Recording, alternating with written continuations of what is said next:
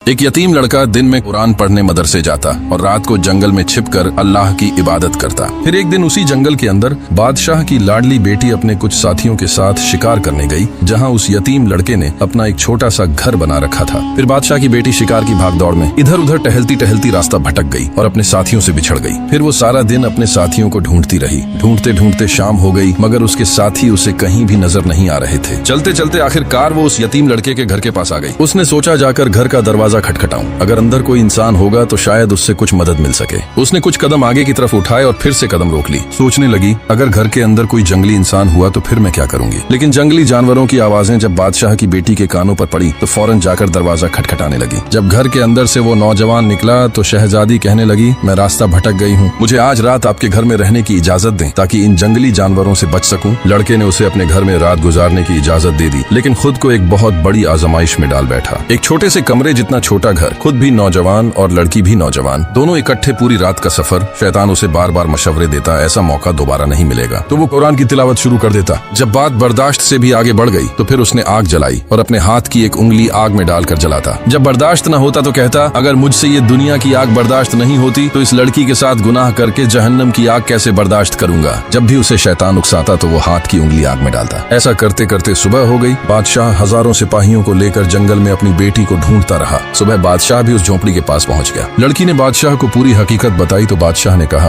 बेटी, तुम पूरी रात अकेली घर के अंदर इस नौजवान के साथ थी। मैं तो तुम्हारा बाप हूँ, मैं शायद तुम्हारी बातों पर यकीन कर लूं, लेकिन लोग यकीन नहीं करेंगे, समाज में मेरी नाक कट जाएगी। इस बात को छुपाने के लिए मुझे इस नौजवान को कत्ल करवाना पड़ेगा। तो कहने लगी, बाबा, आप मेरे मोहसिन को कत्ल करवाएंगे। तो बादशाह बोला, बेटी, मैं मजबूर हूँ, मेरे पास और कोई रास्ता नहीं है। बादशाह ने सिपाहियों को हुक्म दिया, इस नौजवान को गिरफ्तार कर लो। सिपाही उसे गिरफ्तार करके ले गए और जाकर कैद में डाल दिया। फिर लड़की छिपकर इस नौजवान से मिलने के लिए कैद की तरफ जा रही थी तो एक सिपाही ने देख लिया और जाकर बादशाह को बता दिया। बादशाह छिपकर अपनी बेटी को देख रहा था कि देखूं मेरी बेटी छिपकर इस नौजवान के पास क्या करने आई है। लड़की ने जब इस नौजवान से पूछा, उस रात जब मैं जंगल वाले घर के अंदर तुम्हारे साथ थी तो मैंने देखा था तुम अपने हाथ की उंगली बार बार आग में डाल रहे थे, ऐसा क्यों कर रहे थे। तो वो लड़का कहने लगा, मुझे जब भी शैतान मशवरा देता कि लड़की अकेली है, गुनाह कर लो, तो मैं अपनी उंगली आग में डाल लेता। जब आग की तपिश बर्दाश्त न होती तो सोचता, ये दुनिया की मामूली आग मुझसे बर्दाश्त नहीं होती, तो इस लड़की के साथ गुनाह करके जहन्नम की आग कैसे बर्दाश्त करूंगा। बस खुद को ये एहसास दिलाने के लिए और गुनाह से बचने के लिए मैं बार बार ऐसा कर रहा था। बादशाह ने जब इसकी बातें सुनी तो चीख उठा, कहने लगा, जिस मुस्तफा के गुलाम का ईमान ऐसा हो वो गुनाहगार कैसे हो सकता है। फिर बादशाह ने कहा, बेटी, ये नौजवान सजा का हकदार नहीं बल्कि ताज पहनाने के लायक है। फिर बादशाह ने उसे ताज पहनाया और अपनी बेटी के साथ शादी भी करवाई और बादशाहत के तख्त पर भी बिठा दिया।